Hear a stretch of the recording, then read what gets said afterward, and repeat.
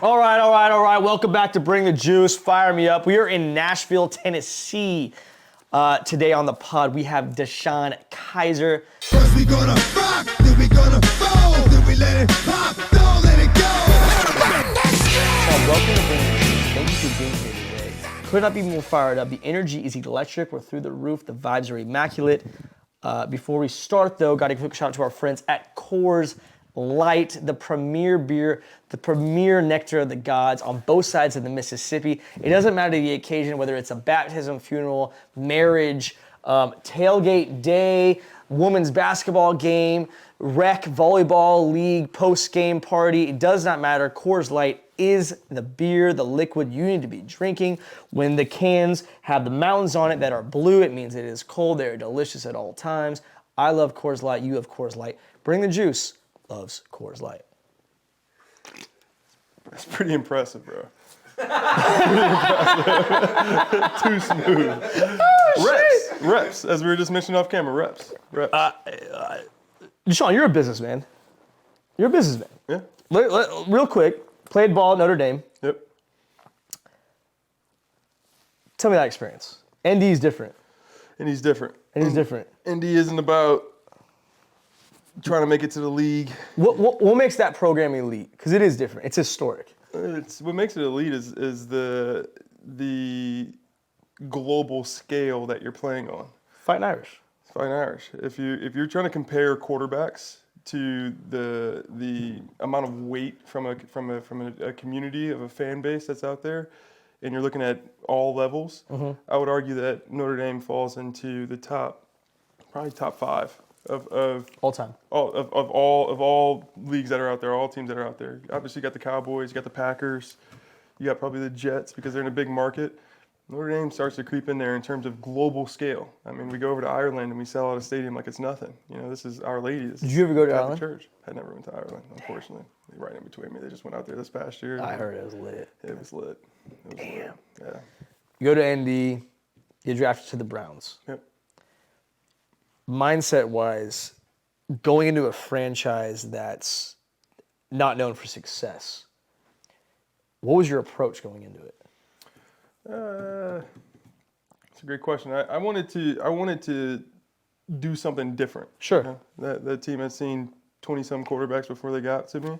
Whatever. And I knew that if I was going to be known for something in town, I don't know whether or not we're going to win or lose at the time when I first got there, but I want to be the guy that like everyone when I leave this town likes the DK that I was when I was there. I was from down the road. I was from Toledo, Ohio. So it was 2.5 hours down the road. I was going home on off days. I was doing all the holidays at home. So like I was trying to be the community guy as much as I was a quarterback. I played Toledo in college. Did you really? It was wasn't big on Toledo, man. It's definitely a particular taste if you're gonna make it to Toledo. You know what? The weird so like we didn't know who the fuck they were. I'm in Fresno. They don't know who the fuck we are maybe. But like our scouting report, believe it or not, didn't have this guy on it. His name's Kareem Hunt. And we're like, oh yeah, they're big on their pass game, blah, blah. Dude went for like 217. What year were you? I graduated high school in 2015. Okay. So I finished college, my last year was 2019. Toledo was nice during that time. They were like nice. That was their coming out game, bro. Yeah, First of all, away they were team. top 25 that year. They were like fucking 14. And we were like the second game of the year. Wow. And I remember that one of our middle linebackers tried to fight our head coach at halftime. Saying, nobody fucking likes you. And he was like, guys, just stay in it. We're down like 34-0. Does he farm onions too? No, doesn't. Got it. He's different. Okay. But a unique experience with Toledo. Yeah. Back to the Browns. Yeah, absolutely. You have you go in, it's a tough situation, you understand the approach. At what point did you say, okay, hey, I need to turn a page after that part of your life was over?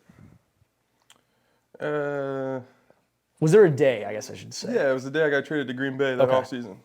So during that season, I think my biggest regret of that season is that there wasn't a day within that season that said that I would just say, fuck it, I'm just gonna go play my ball. I kept showing back up, trying to do what the coaches asked me to do, which is a West Coast style offense. It's running a bunch of inside zone and trying to run a play action off of that. It's all under center. And I just wanted to be that guy, on third down, make sure you make a good pass. Other than that, just make sure you're not turning the ball over. Right. And in doing so, kind of shrunk my game, tightened it all up, and didn't play the best ball. I never really said fuck it. But then after that season, I was honestly thought I was coming back. It was only it was year one for me. I was day one starter. Yeah. Worst comes to worst, I go to a backup for a couple of years and do what Zach Wilson's doing now. But got the call about going to Green Bay, and I was like, wow, like that is Sure. like It's that's a different franchise. completely different. I mean, I'm going from. I remember I went out there in April after I got traded. Went out there in April for OTAs, and got to the parking lot and thought I parked in the wrong spot. I pull into my nice, Benz CLS, the red seats, the Let 'em big know. rims. Let 'em know. Yeah, of Let 'em course, know. Of course, that's what it was. Talk like your in Cleveland. shit, yeah. I was mad that was the car that I could afford at the time in Cleveland because everything else was a Rolls and. I'm a Chevy Silverado guy, Absolutely, so. I love that. Gritty. But but that's what I thought the NFL was. Playing in Cleveland. That's what Sure. that's what the parking lot looked like. I showed up to Green Bay and there was nothing but Silverados. That Pretty doggle guys. hunt. Absolutely. They're showing that doggle Absolutely. hunt, baby. Some Cherokees, some Tahoes. If you're Ooh. getting crazy, maybe a Denali. Now you actually got like the big package. That's big money. And quickly realized that like what we were doing, maybe that was probably a part of the culture Sure. that wasn't winning football games. Yeah. So that was like an easy reset, and then all of a sudden you're backing up, one of the best to ever throw it, and Yeah. you get to be a fly on the wall, and one of the greatest careers of all time, and that all gets flushed pretty quickly. How was, and being a pro, if you had to pinpoint a guy who helped you become a pro, is it Aaron Rodgers? Aaron, Yeah. Any insight on like biggest change, biggest coming to the light moment he gave you, or just kind of a constant, reassurance of whether it's as a pro, as a businessman, as being healthy, whatever it might be. Yeah, it's the second one you said there as a businessman. The thing that changed forever for me when I got to Green Bay was Aaron showed me that you didn't have to be an all ball all the time guy to be great. I was groomed and pushed towards you got to be like Brett Favre, you got to be like Tom Brady, you got to show up, first one in, last one out, and that's all still true. You still have to do all of that, but you don't have to, go home and only be focusing on football. You can go home and be probably one of the best Jeopardy players that a professional sports team has ever seen, or a professional athlete has ever been in there. Yeah. A guy who's well versed in history, well versed Yeah. in business, I well love versed in Jeopardy. everything. And then all of a sudden you realize that doesn't take all day every day of just being a ball guy to play at the highest level. Was there something, and I feel like in your NFL journey, you can get into this as much as you like, but as athletes, I've talked to guys today, whether it's getting cut multiple times, going through losses, going through different hardships personally in a family matter. Maybe it's an injury that sets you back a certain level, both personally of, hey, I'm hurt, but also another guy ahead of me is getting reps now and I'm going to lose my spot probably because it is a business. Yep. In those dark days, what did you turn back to as a rock, as a foundation to get you through and keep you pushing to chase greatness?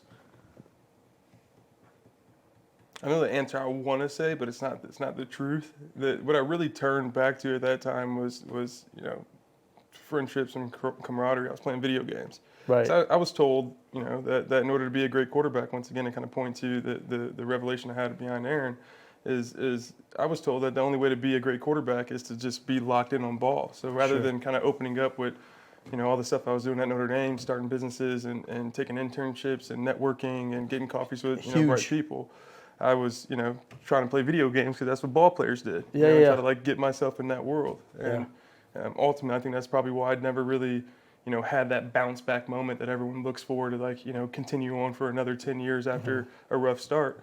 I wasn't being myself. I wasn't being authentic. I was being what my coach wanted me to be. At what point did you think you went, and I love how you just mentioned, because I preach this to college athletes now, you don't understand the money involved in college football, and not even money, the opportunity to network of people where there's this small window where you're relevant and quote unquote a big deal. And these people, it's not you taking advantage of them, it's you utilizing your assets in a sense. You're putting your life and soul into being the best Notre Dame football player you could possibly be. If you want to get coffee with the guy who supports the program, and he might lead to an opportunity someday, That's business, man. That's a grown-up world at a younger age that you're utilizing, that you're smart enough to understand that maybe a guy 5 years down the line who was on these billboards that just wanted to play video games at that point didn't quite understand. But guess what? Now it doesn't matter because there's a next shiny toy. There's a next quarterback, running back, wide receiver at that point. And it's real quick to go from the hot shit on the block to old news. Absolutely. So when did you go from athlete to I want to start making some business moves? When was your first big business move? I never went there. How was Okay. that? That's what I've always been. I would say, to answer your question, then I would say that when I went there was freshman year in high school. When I went, Freshman year of high school, Yeah, when I went to 14, 15 years old. Yeah, Fuck, I love that. I have one too. I'll tell you off of camera. Okay, I love it. You'll love it. I went from an inner city school, public school, to a Catholic school in a full ride. I was one of those athlete kids who went to one of those schools, and quickly realized that I always knew I wanted to get out of my circumstances. I was always told that sports would be my way to get out of those circumstances. And next thing you know, I'm at a school and looking at everybody whose parents are doing what I want to do one day, and it's all business. It's all finance. It's all local franchises. Those are the people who have the golf carts and the country clubs and ordering food on magic numbers that they call money. That was where I was like, wow, I need to do what they're doing. Yeah. So rather than You saw it early. saw it early, I just knew I wasn't your typical athlete that was playing to be a professional athlete. I was playing to get the best degree I could. That was what I was told. That's how I was taught. That's how my dad coached me up. It was always, every decision I made was always based on, am I working towards getting to a good degree? It wasn't working towards being a pro. I think that's a great plan. It is. It is. And you fall into being a pro if you're doing things the right way. Couldn't agree more, because guess what? Football ends. Those same, and that's kind of my next question. The core principles that you develop to be a high-level athlete, an NFL caliber quarterback, what would you say is the biggest principle that you've seen that you had as a Notre Dame quarterback, as an NFL quarterback, that has carried over to your now business ventures? Authentic communication. Okay. The bigger the locker room gets, the bigger the moment gets, the more you start finding the true authentic onion farmer and the true authentic Miami-Dade County guy, the true authentic Texas guy, because in order to be great, you got to be yourself. You'll never make it being somebody else. You can't. So as you climb those locker rooms and you end up at Notre Dame and then as a pro, you quickly realize that if you're going to be able to get 10 other guys in the huddle, 20 other guys out in the field to believe in your word. Follow you in a battle. Exactly. They're only going to want you to be fully you, and then you got to be able to communicate as you to multiple different personalities.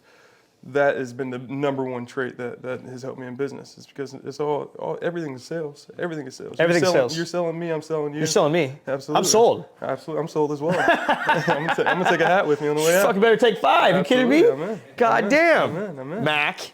I'm in. So yeah, so communicating, to Right. Now it goes from a game. It goes from like following you out in the field. So I got, an employee who just had a baby girl last year. Right. And she's 1 year old, and it's my idea, my business, my vision. Whether or not I wake up in the morning at 4:30 or sleeping until 10, I don't have a coach, a GM, a president of a university. You don't got a say something. structure. We got to show up at a certain time. It's your on me. ass. It's your ass. It's my business. Yep. And he has a baby girl. Yeah. He's counting on me to Feed his family. To feed his family. So let's get into the business aspects a little bit here. Talk to me, Deshaun. What is your businesses?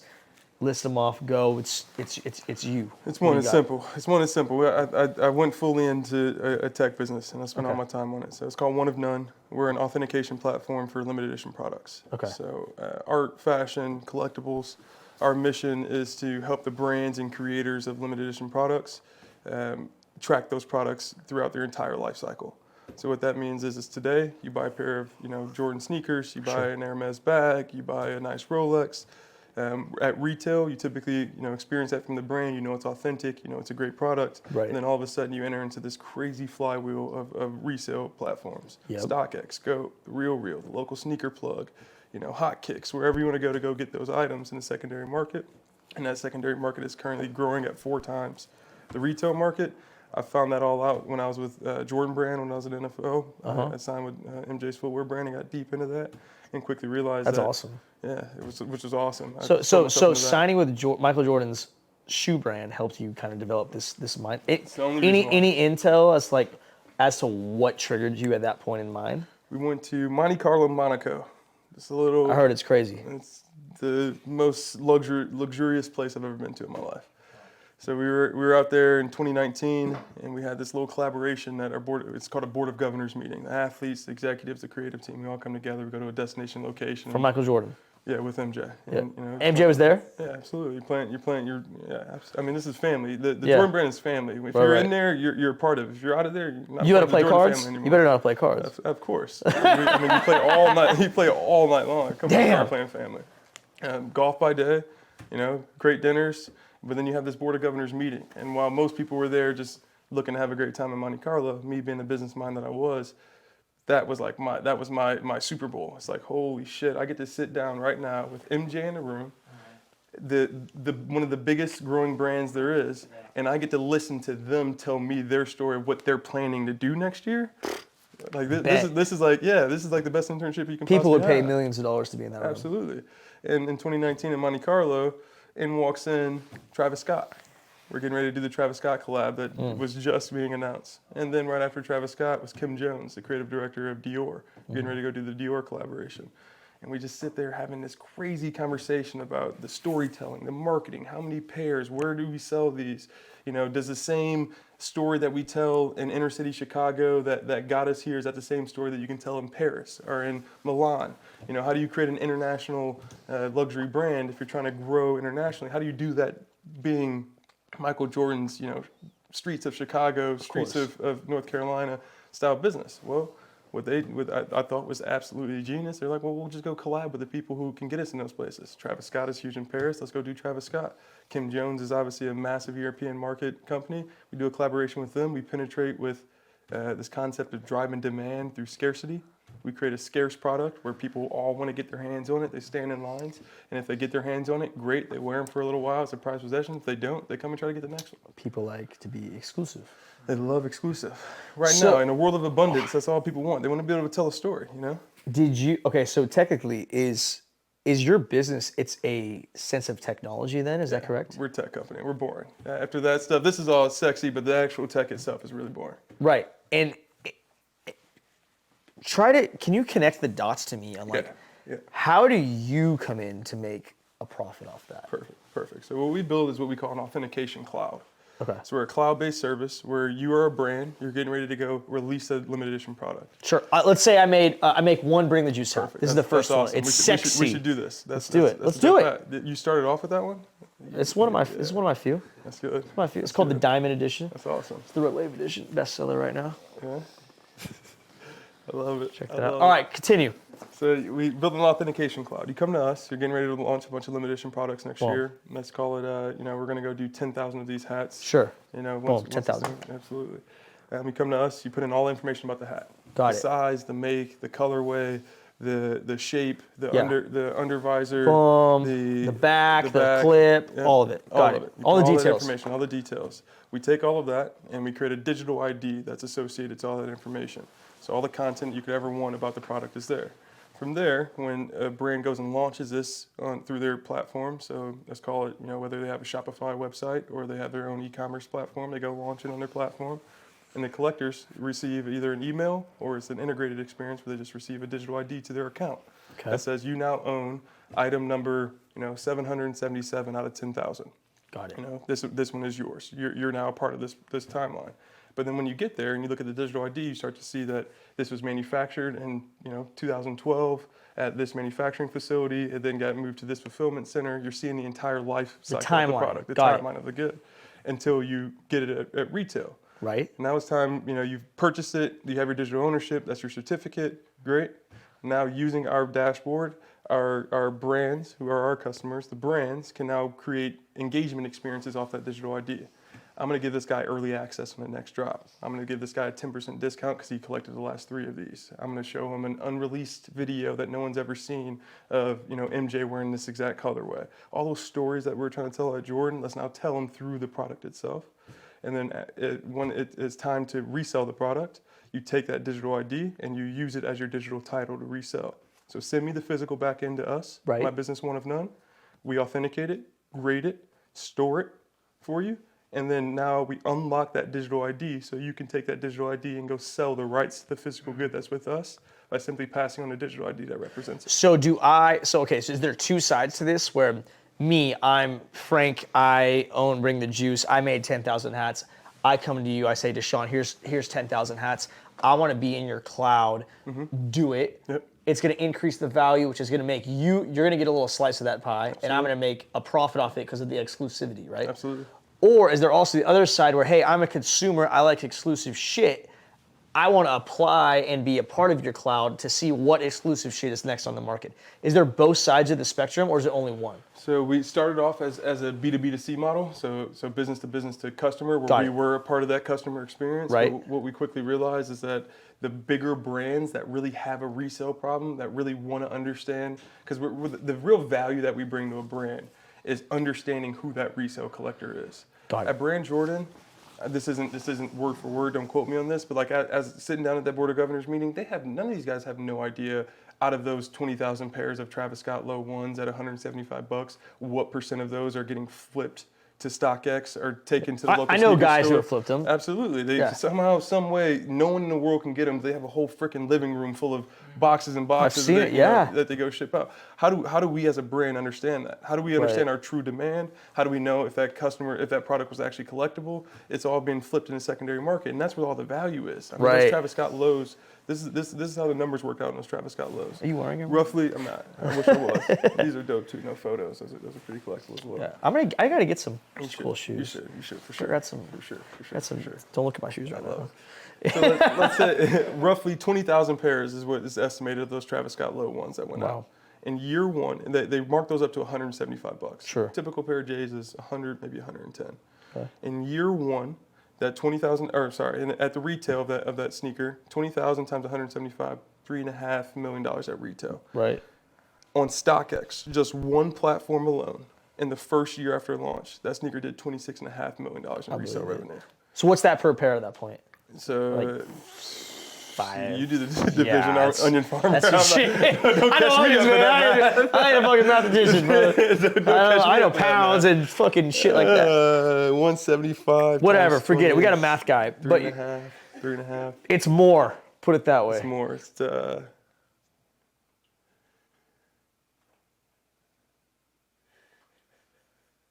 It's more. 9 times.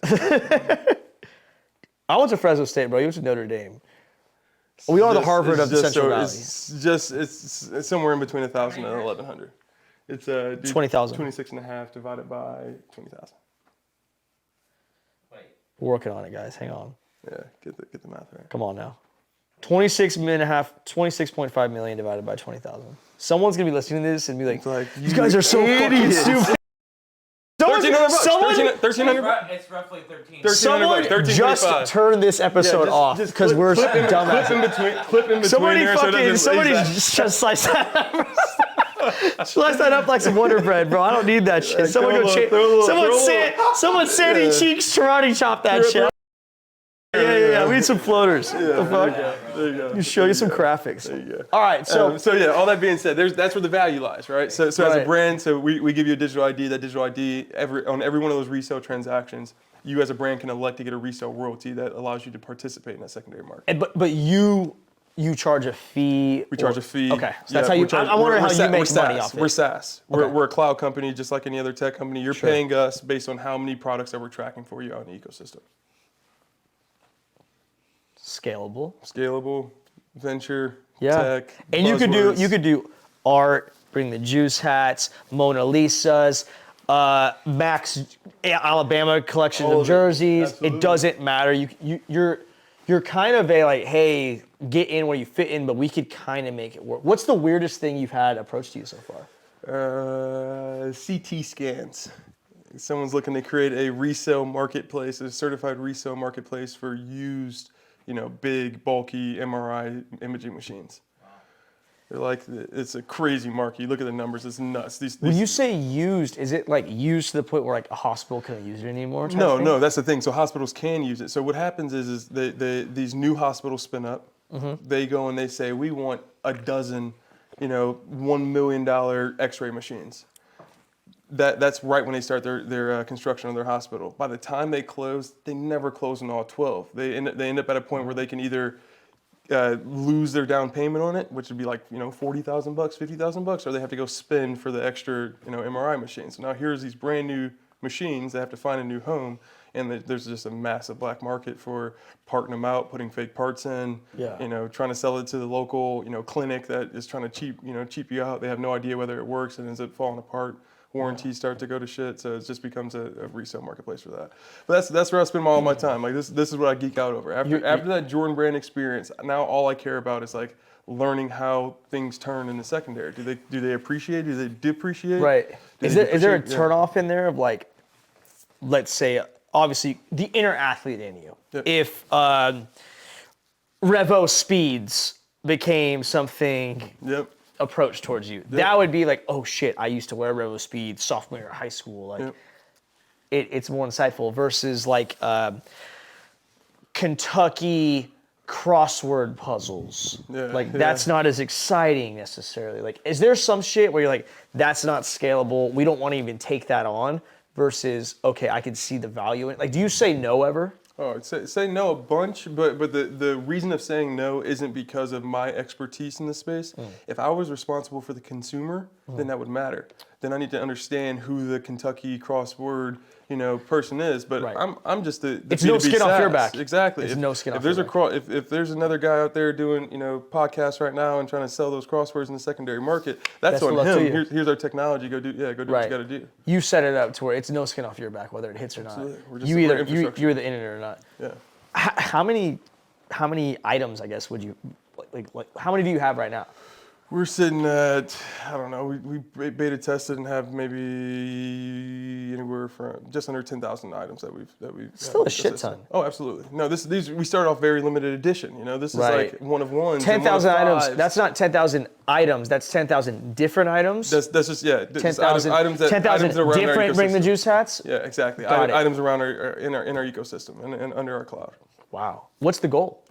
The goal is that I believe that in the next, I used to say a decade, but I think it's probably less than that. I think in the next like 6 years, every product that you'll have will have some sort of a digital counterpart.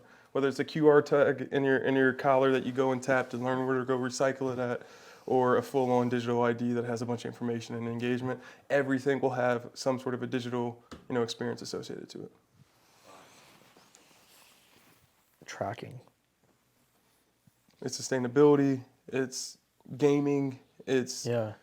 it's trading, it's Robinhood meets, Roblox meets Hypebeast Supreme. Yeah. Like that's just everything that's hot and trendy is all gonna happen on the digital space. Well, information's going from like private to like everything's fucking public. Like you're gonna have to wear your social security. You're gonna have to. People are gonna get born by the time it's 2040 and get their social security number fucking tattooed on their forehead. I feel like. It's smart.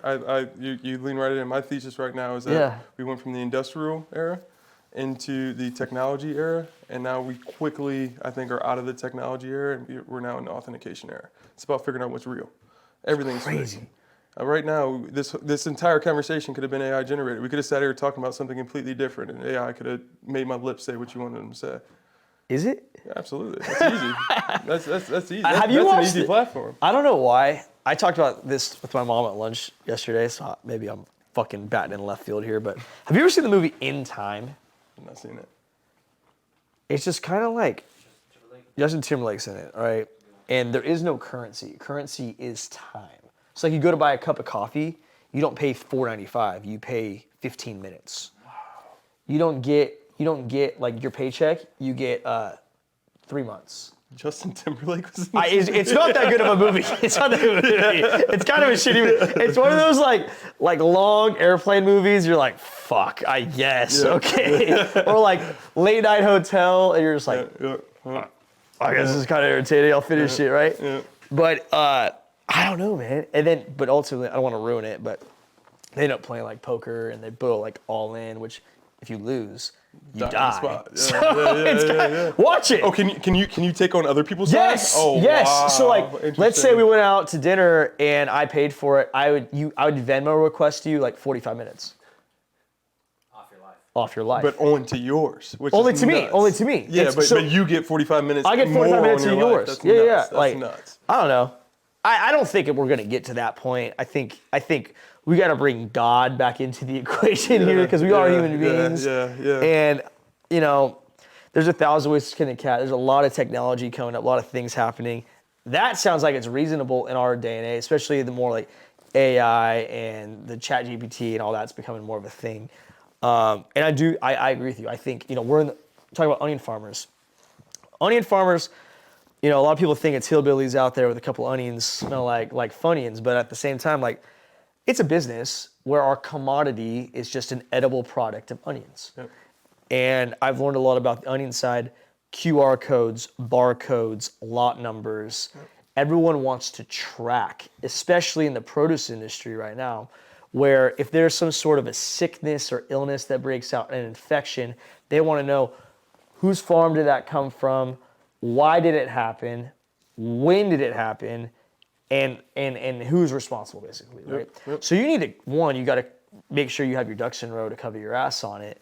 And I think that's big now. Like every onion, you could track every onion right now if you really wanted to. If you really wanted to. Nobody wants to because they just take it, they slice it up, they put it in their tacos or on their sandwich or on their salad, right? Yeah.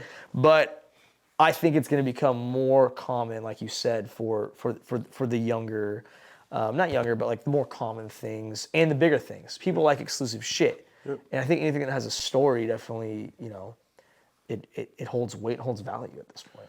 Yeah, at some point in time here, I think that there's going to be a big focus on humans wanting to actually focus on longevity, on living longer. We keep talking about it, we keep thinking it's going to come, but then we still love to go I just grabbed Wendy's on the way here in between fire, you know. Yeah. I don't know if you noticed, but I've been like wiping my face just to make sure there's nothing still there on the way in. Yeah. so like we're still doing that. So we're not really focused on, you know, longevity. But when we do get there, I think the main question is, where's your food coming from?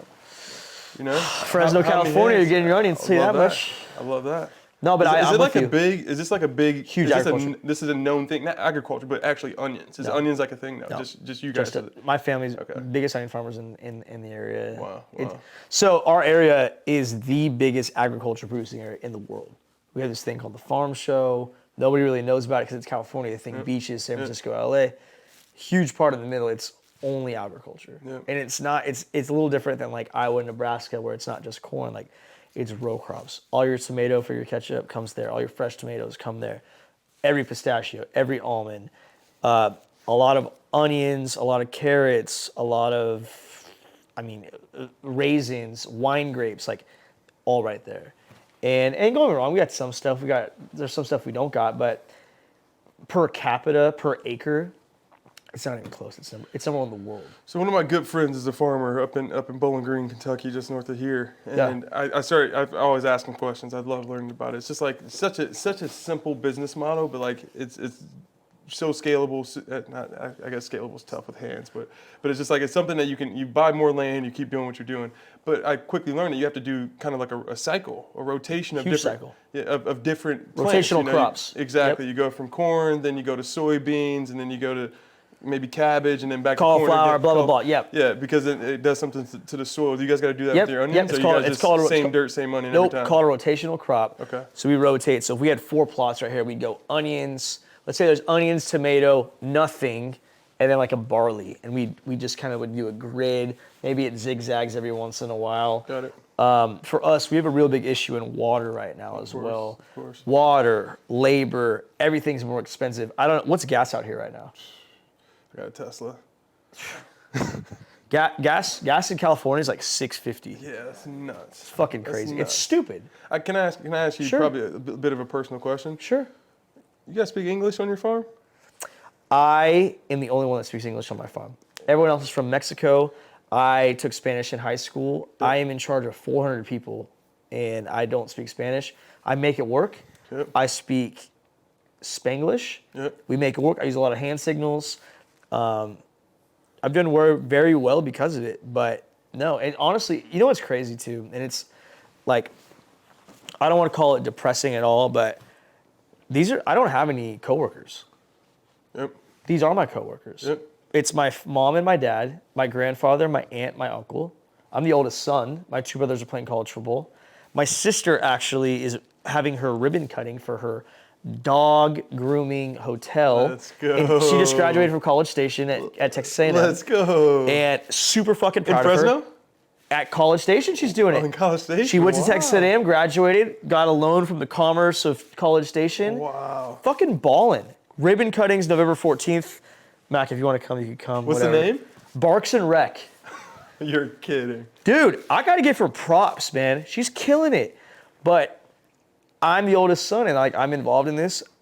I got friends killing it in real estate, selling fertilizer, running parts of factories, running for office in certain areas. Great group of dudes. A lot of dudes in the league still. And I'm like, I go to work. I have no work friends. I got married in April. Didn't have one person from my job. I work 14-hour days. Shitty, but it's okay. Yeah. I got no personal, there is no, let's go get a beer after work. I got none of that. That's part of the agricultural realm in the Central Valley for row crops. Yeah, but the beauty is that your trade-off is that you get to live slow. It's fast, brother. You gotta be no. where your feet are at. I mean, because there's not much change. You go back right now, and there's, up at about 99.5% of what you left behind is still sitting there in the same exact spot that you left it.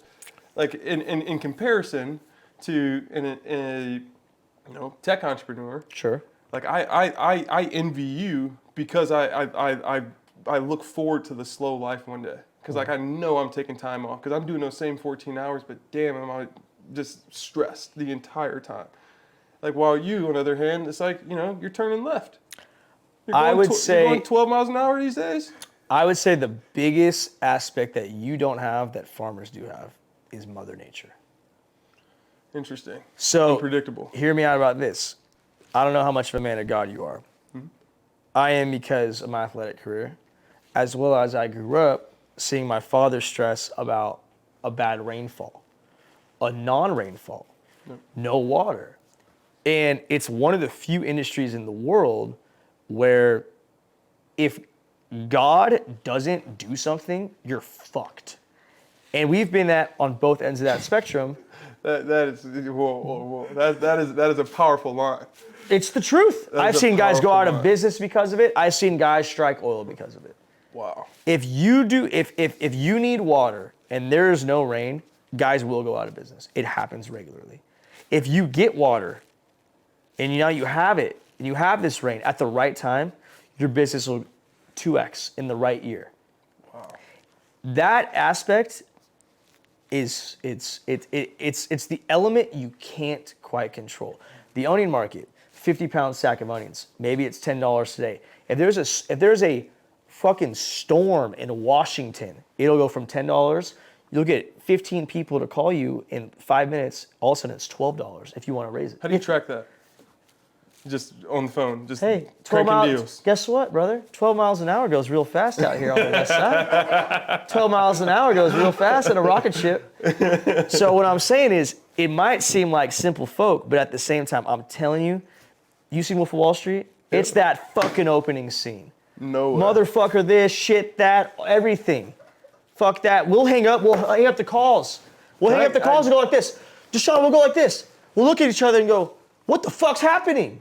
Because guess what? That 50-pound sack of onions, you got a calculator. We're not math guys, but you went to Notre Dame. I didn't.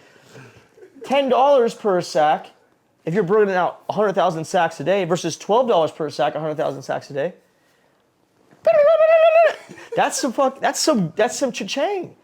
And guess what? You could leave it on the table. I say this all in like I know. an envious way. Like I love it, but I appreciate you making me put some respect on onion farming. I get it. And I'm not just saying understand. onion farming. I'm saying in farming in general, there's certain commodities like pistachios. They're gonna say pistachios is $2 a pound. Okay, so you farm it, however many pounds you get, that's how much you get fucking paid. Is there like a wire? Like how do you, Yeah. or is that simply just on the phone? My buddy says 2, I'm saying 250. I don't know what the hell else is out What it there. is. So Interesting. onions is that way. It's the fucking Wolf of Wall Street. It's the stock market. I'm not kidding. Can you be a better onion farmer just by simply being a better salesman? Sean, we're the best in the world. We are the Louis Vuitton of onions. I'm not kidding. But is it because? But my question is: because of the juice? Is it because of the product, or is it because of the sales? It's because if of it's the Wolf on products. Wall Street, It's because are of the you- products. Okay. It's always because of the product. Okay. And I will say this: when they had to get in, because I'm third generation. I grew up on this thing when it was 20 acres. It's a lot more than that now. Yep. And when you go from how do you get your foot in the door era to you fucking set the price era, a lot of shit changes. They developed this mindset of we're gonna spend more money on the inputs. Okay, we're gonna spend more money on labor. We're going to spend more money on quality. We're gonna spend more money on making it to where it's easy on the receiving end. It's like buying a Louis Vuitton purse. I don't know if you've ever had somebody in your life who likes nice things, who likes to buy Louis Vuitton purses. I'm not an onion farmer. I don't have that, but yeah. Point is, when you like nice shit, whether it's some J's, whatever it might be, some Travis Scotts, you know when you buy a nice pair of Travis Scotts, that stitching better be fucking great. Yeah, absolutely. The laces better be crispy. Absolutely. If the color's off, I'm gonna be fucking pissed. Yep. You don't gotta think twice. You paid enough, it better be right. Yep. Correct? Yep. Onions, it's kind of a little bit of a tier. It's like, do you want to go shop at a Ross or do you want to go shop at the Nike main store in Chicago? Yep. Right? Yep. And we've realized if you put a little more money in and making it to where, yes, you're paying a premium for our onions, but you're getting a perfect product, you're going to be happier on the back end. Because a grocery store guy, I'm grocery store guy A, right? Yep. I take our onions out, I put them on the shelf, they're perfect, 100%. Yep. They're more expensive. I'm grocery store shop B. I take competitors' onions out, put them on. I need to pay guy who works at grocery store $18 an hour, $15 an hour, whatever the fuck it is, to go through all the onions. He doesn't know shit. Throw out the bad ones, keep the good ones. It might be 100 onions in there, and I'm losing 20 of them. I'm losing 20% of my fucking money. Is that default rate typically It's there. about 20? It's out there. Okay. So we put the extra 20% in on the front end. Yeah. We charge it. We just put it in our pocket, and we learn how to be efficient off the whole thing. Not saying we fucking recreated the wheel at all. Yeah, yeah. I'm just saying my family has developed a success rate off quality, and in row crops, meaning tomatoes, meaning onions, meaning vines, meaning carrots, like you could have a competitive advantage in that sense. But to your 12-mile-an-hour point, dude, it's fast. It's fast because you're battling Mother Nature, and the market fluctuates dollars at a time at an insane scale. Yeah. And you don't realize that at the time because it's going so fast. Where it's like $20 a sack versus $10 a sack. Just for the day. Well, you piece 10 days together. It's 1 million sacks of onion. You're missing out on $1 million all of a sudden. Is that scalable? It's crazy. I get you. That's awesome. I love this. Is there much innovation? Like what if I came here? If I came today, and without any specific knowledge, and I show back up 5 years from now, and rotation happened. We're going back to onions. Right. 5 years from now, I come back, and you're harvesting at the same exact time. Does the process change? Like how much? Are there new machines, tractors, machines? Yeah. The whole So line? the big thing right now, everyone's trying to get away from labor and go strictly to mechanical harvesting. Got right? it. And there's a lot of crops where you can. Onions is one where you just quite can't get it done. Why is that? Have you ever seen an onion be grown? No, I have no idea, honestly. I'll send you some pictures. But pretty much, Mac, you too. You're gonna take a tour. School of Hard Knocks, brother. But essentially, an onion's in the ground and a root's coming out. Okay. Yep. It's a giant stem. I Imagine like imagine flowers. that. Right. Yep, But it's in the ground. Yep. So usually it's like a 60-inch bed, 50-inch bed. So it's about this wide. 1, 2, 3, 4, 5, 6, 7, 8 onions in a row, and they go all the way down. Yep. Perspective. My family, we grow enough onions to where if you put them all in a line, boom, boom, boom, boom, boom, it could go around the earth 4 times. It's a lot of onions, Yeah, right? It's a scalable thing. It's not like a little garden. It's a good operation. How many acres? Not enough, too many. Okay. Never tell someone how many fucking acres you grow, Mac. But point is, you can't quite get it perfect. There's roots and there's stems. You want to cut them perfectly. And some people take the short route where, guess what? They go and they use the mechanical, but we're charging $20, they're charging $10. Yep. It doesn't pay off. And those machines to harvest them, they cost fucking $1.2 million. Wow. On paper, mathematically, that ain't gonna, we're gonna take 3 years to pay off this machine. That, guess what? When it doesn't work, you gotta hire people to go out and do the work for the machine anyways. It's not quite worth it. I don't want to give away all our secrets right now, but No, I will say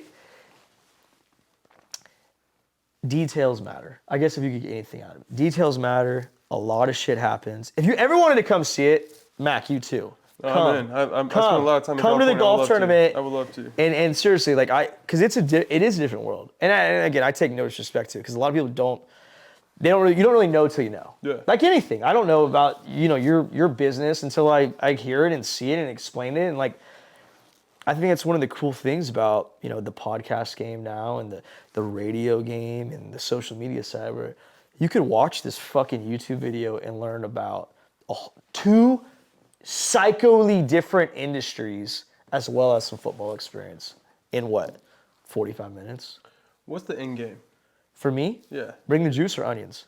For onions. Bring the juice. I trust in this. That this would be fine. Or is the end game bring the juice and it's not onions? I'd say full transparency. I grew up on this onion farm. My dad played football at Fresno State. He didn't play his last season because my grandfather needed help with the onions. Not making excuses, is the thing he did. Yep. He has no regrets. Yep. It's a very successful business. Do you ever eat at Subway? Yep. If you eat at Subway from the months of May to November in North America, you're eating our onions. Your onions. Our onions. Yep. Sweet D. They're called Sweet D onions. Sweet D onions. What, Mac? Walmart, same story. We have some good customers. And I give credits to my mom, my dad, my grandfather, my uncle, my aunt. I was the youngest one. I'm the oldest of 14 grandkids, okay? I knew my whole life that's what I wanted to do. I had 2 goals. Play football for Fresno State, farm onions. Things are going pretty good. Yep. In the midst of that, I started this Bring the Juice thing. I'm gonna let the good times roll. I wanna go to the fucking top. I wanna be, Joe Rogan's on a different wave. I wanna be a hybrid between Pat McAfee, Scott Van Pelt, the Bussin' with the Boys guys, I Am Athlete, and I want to be the guy who can take your story of a professional football player who's now a businessman and make your story relevant to the fucking accountant, mom, dad, business owner, thinking about business owner over here, because your mentalities of chasing greatness aren't that different. No. If I could be that bridge while having some Coors Lights along the way, let me be that bridge. I'm going to let the good times roll. But the onion side, I think for me, scalability-wise, we're pretty close to being as big as you could get operationally. Well, for me, it's how can you make your profit margins as competitive as possible. Yep. And my last name's connected to it. Yep. It's Delana Farms. It's my last name, Delana Farms, Sweet D, Mac. And I have pride where, it's going to get passed down to me. I want to be sitting in my grandfather's shoes someday and let my grandkid have the opportunity to fucking come up and take it. It's a legacy thing. And maybe that's small town thinking. No. It's scalable, it's profitable. You could get more commodities to come in, but it's an honest living. It's what we've learned. And I think if you could be really good at one thing, it could be an asset to you. And obviously there's more customers, there's more acreage out there. Yep. How can you maybe invest in other crops, long-term crops, pistachios, almonds, things of that nature? But it's a long-term play, man. It's a fucking long-term play, which sucks because we live in a world, get rich quick. Everyone wants to get rich quick. Right. Everyone wants it. So much easier said than done. The onions, though, it's not my baby. That's my answer. It's not my baby. I said it to my dad. Yeah. It's not my baby. Yeah. You started this. Yeah.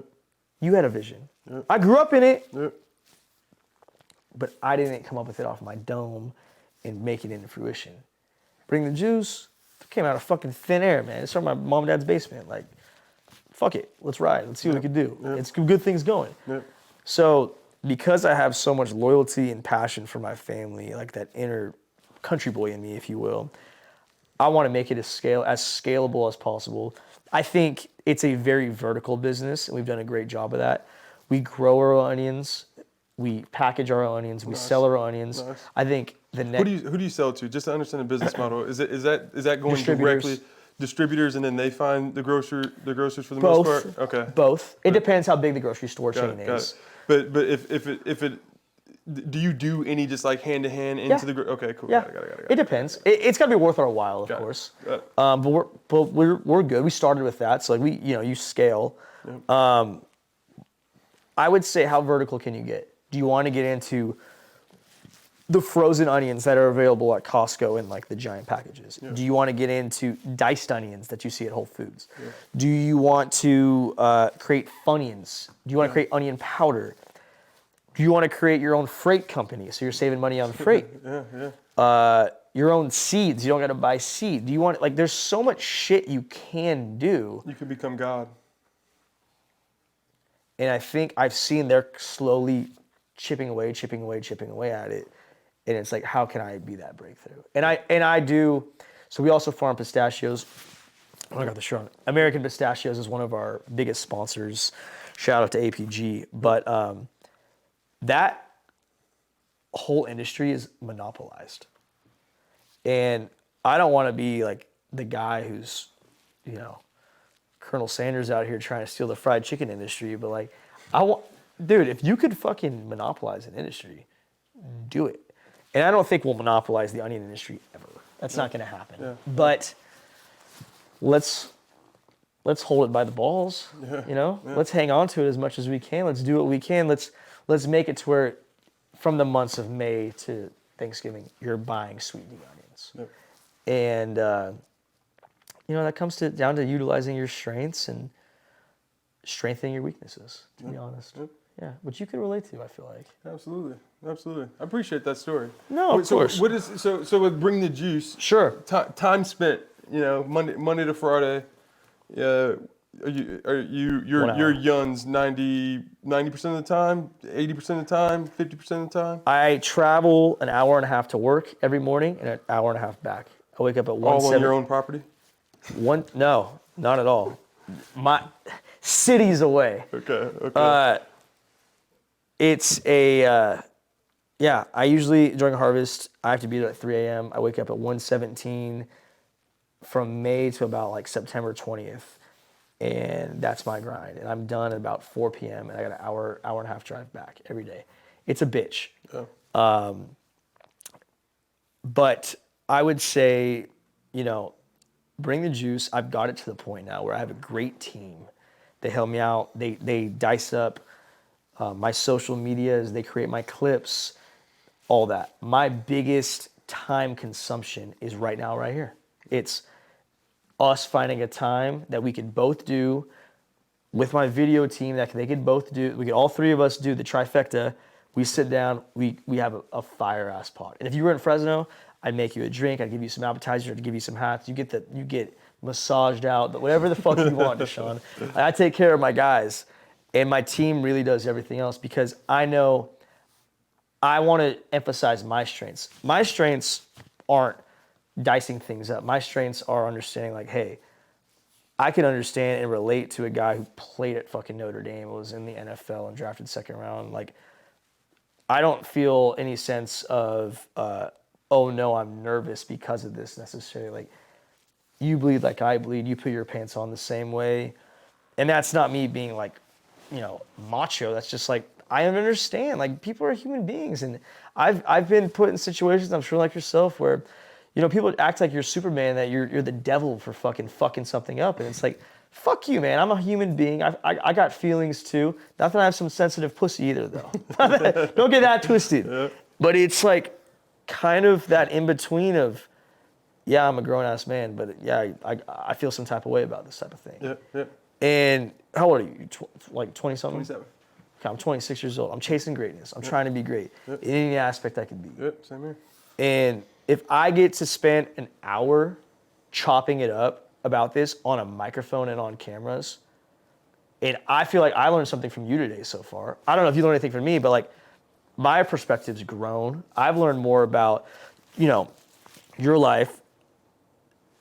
One of the 1,000 people listening to this is gonna fucking utilize it and listen and tap in and engage and network. Yep. And ultimately, it's a fucking ripple effect. Iron sharpens iron, day after day.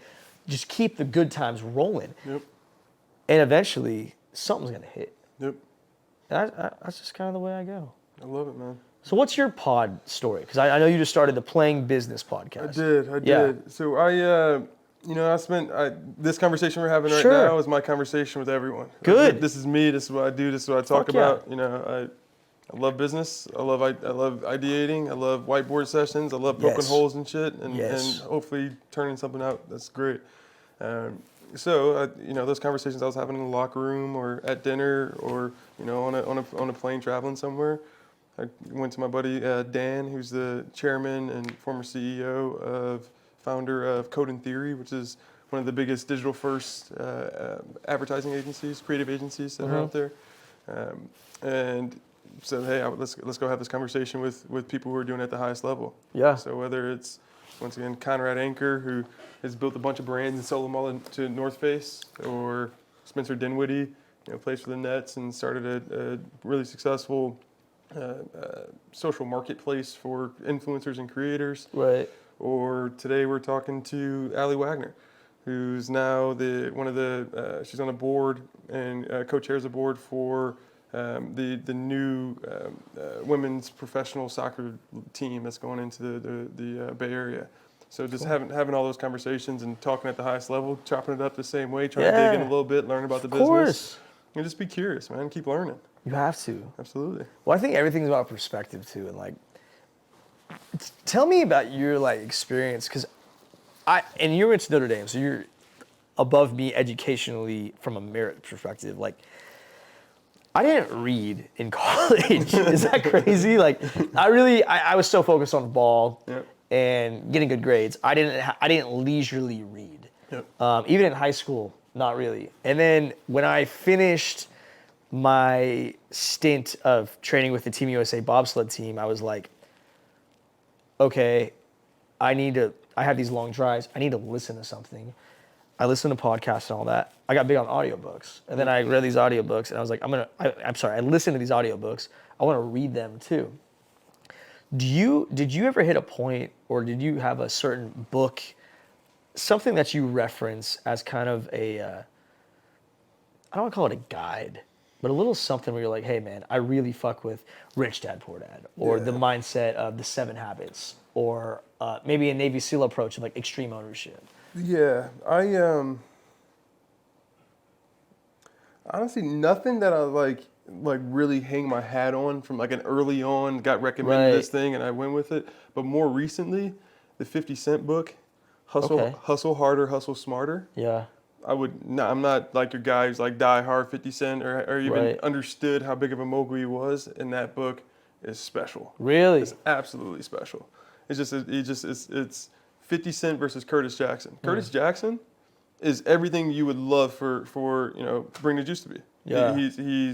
He's the biggest TV mogul there is right now. He signed the biggest deal ever with Starz after his show Power. Power is one of the best shows of all time. Black community absolutely worships it. It was I've watched Power. Same time as Game of Thrones, so we see how that kind of split happened there. I had black roommates and I watched fucking Power, And bro. it's great. Yeah. It's a great show.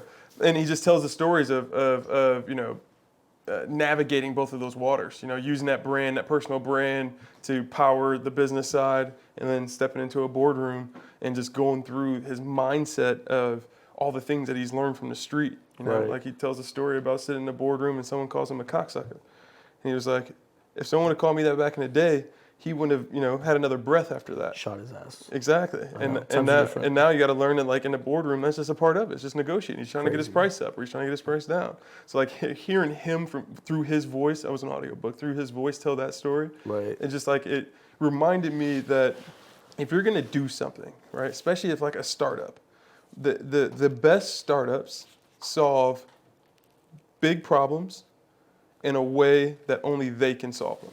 Right. That's it. That's all doing business is. There's a problem that exists in the world. People need onions. Sure. And the best businesses, the reason why your family has been able to pass this on from generation and continue to grow is because you guys solved it in a way that was different and most likely better than anyone else that's out there. Right. Right? So that's all business ever is. all it is. In my business now, hearing 50 kind of talk about the perspective, just reminded me that like there's, one of our pilot customers right now is Nipsey Hussle's estate, working with Black Sam and JP and Rock Nation to do this unbelievable deal for the Proud to Pay movement. That's something that Nipsey started a decade ago. We just had a 10-year anniversary for it the other day. And I know in my heart that there's nobody else at the very tip of emerging technology who can go in and kick it with those guys the way we kick it and talk that language and be that same bridge that you're trying to be with the Coors Light. I'm trying to be that same bridge between like the most elite speakers and thinkers back to the culture. Right. Have you read, dude, there's this book. It's called 0 to 1. Oh, of course, Peter Thiel. Dude, Love it. I'm I've killed getting that those book like 3 vibes or from 4 you, just in times. like, Oh yeah. it hits different and like it really changed my perspective. It changed my perspective a little bit on like, I realized I'm not that guy. I'm not trying to reinvent the wheel. Yep. I'm not, because I believe there's an opening in our generation of guys don't want to put the work in. No. That's what I think. Yeah. So I don't want to say you're trying to reinvent the wheel, but farming onions has been happening since the caveman ages. Okay. Yeah. You could be the best, you could be the worst. It's strictly about outworking your competition for my situation. That's it. We got a formula, we're gonna keep good times going. I've realized though that book wasn't accurate towards me because I was like, even this like podcast shit, it's like, dude, everyone wants to start a podcast. Everyone wants to be great. Everyone wants to do this. Everyone wants to go to Barstool or be the next Joe Rogan, whatever the fuck it is. And nobody will follow through with it. Everyone goes 17 episodes and they're like, yeah, like I'm gonna take a couple weeks off. Yeah, I didn't release last week, but I'm releasing this week. Dude, you can't build like that. Now, if you're a big name, if you're a huge name and you start off, you'll get some big momentum out of the gate. But it'll slowly trickle down if you aren't consistent. If you're consistent and just keep hammering out, I've seen guys who don't have even good podcasts with bad guests and are shitty interviewers that they've just been doing it for 4 years and like they slowly start growing. Right. It happens. Right. But I guess back to the 0 to 1 thing is, do you think you fall in that category of going from 0 to 1? Absolutely. That's any business. The difference in podcasting is. Well, I'm not comparing us. No. Right. And I have my own podcast. Right. But for both of us, I think we look at it the same way. We both have our podcast in front of us. Our podcast can make us rich. Yeah. Our podcast can't make It's us. a vehicle. Our podcast can't make us wealthy. No. Our podcast can't turn on and make money while we're sleeping. Our podcasts they only work when we show up there. We can build as many systems as you want. If you don't show up and have this conversation with me, and you switch places with your video guy right now, and we try to have the same talk, it's not gonna go to this depth because you are who you are. So that can make you rich if you continue to work on that. But 0 to 1, that book is about making you wealthy. That's about building something that continues to operate, that someone else can come in and do it for you, and you can move up to this board position and continue to make money off of that forever. Which, I mean, much easier said than done, but like, sounds pretty good. Sounds great. Sounds great. But that's onions for you though. No, I know. You build an operation that It's my goal. you could hire a manager and not show up and trust that that's going to continue to work because there's so many years that are there. Right. Do you need to get on the phone? Do you need to make sure that you're leading? Of course. But that business is going to operate whether you're here in Tennessee doing, bring the juice, or if you're sitting there, yelling in someone's ear. I think it definitely comes down to you got to have your shit together, and being present as a boss, leader, etc. shows it weight. Because there's guys who are leaders that don't show up. They show up every once in a while. I had football coaches that wouldn't show up to practice till period 10, and they leave right after the little speech. And you're like, that we lost. Why? Because nobody fucking saw this guy. Nobody cares a shit. He's a CEO of a company. He wasn't a football coach. Right. I've seen the opposite. Guy gets out early, he's throwing, he's catching snaps from our fucking long snappers. You're like, what's going on right now? Right, man? Like, right. you see different forms of leadership throughout your life, and I think it correlates back to how success your company, team, whatever it might be, ultimately leads to. And I think, Deshaun, you're on the right track, brother. Like, I got nothing but respect for you, and I hope you kill it. Thank you. Seriously. Appreciate it. If you need some onions, let me know. Dude, I want to come learn about onions. I like to get my hands dirty. I grew up in the inner city, but Yeah. first thing we did once I got to the Browns was bought my parents a new place. Yeah. Out the way. My parents, live out in the yard. I like to get my hands dirty. So not only do I want some onions, I want to go. Come see it. I want to go feel the dirt. That's where the answers are. Come feel the dirt. I mean, I'm telling you, it is a unique dynamic in life where like the outside people, they just see it at the grocery store, and that's nothing disrespectful to them at all. It's all they know, so it's nothing bad. You come see the scale of like how it is, what it's like. I FaceTimed Mac yesterday. It was awesome. And I showed him, I was packing onions. It looks like fucking Willy Wonka's chocolate factory. Onions, man. Thousands of onions. It's a small river. It's a whole new thing. Anytime you want, Deshaun, please let me know. Absolutely. And I want to make sure, we plug between your podcast, your businesses, your brand.